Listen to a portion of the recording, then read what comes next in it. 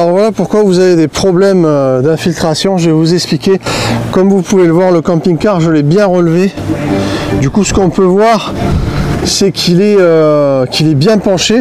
Et alors je vais vous montrer de l'autre côté ce que ça donne. Alors aujourd'hui il y a beaucoup de vent, comme tu peux le voir au sol. Regarde les herbes comme elles bougent. Et là je teste notre micro avec bonnette. Donc normalement on devrait être pas mal protégé, même on verra.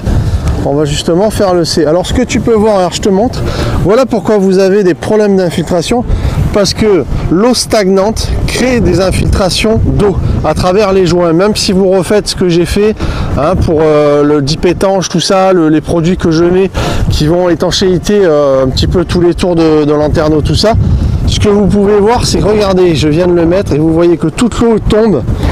Donc ça c'est de l'eau qui en fait et au niveau des lanterneaux se stocke et crée de l'infiltration. Donc ce qu'il faut que vous fassiez, si vous ne servez pas de votre camping-car ou de temps en temps, il vous faut le relever des deux côtés de manière à pouvoir absolument, tu vois que là je mets un panneau solaire qui remplit ma batterie cellule de manière à ce qu'elle ne se décharge pas quand je ne me sers pas du camping-car, parce que je rappelle que le camping-car, en fait, s'il n'a pas une alimentation solaire sur votre batterie, il va se décharger. Donc il faut vraiment le faire.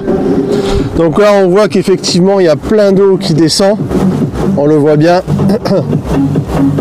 Donc il faut absolument relever votre véhicule des deux côtés en mettant des cales. Voilà, si vous faites ça, vous aurez déjà énormément moins de problèmes, parce que c'est pas tant souvent que le fait qu'il pleut, c'est l'eau stagnante sur le toit.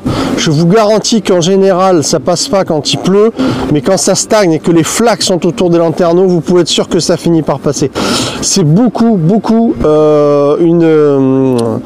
se prémunir d'infiltration si vous faites ce que je dis, surtout si vous vous en servez pas. Franchement, mettez-le comme ça, vous le relevez des deux côtés avec les cales, et puis comme ça vous êtes peinard. Voilà, j'espère que ça vous a plu cette petite vidéo qui est quand même simple mais qui est quand même pratique et que peu de gens pensent. Moi je peux vous dire que sur le terrain j'ai souvent ce genre de problème, et en faisant de cette façon cette pratique, eh ben ça marche vraiment. Donc il faut vraiment le faire. Bon, moi je fais tout le temps l'étanchéité, vous voyez comme ça souffle. On va voir ce que ça va donner avec le micro.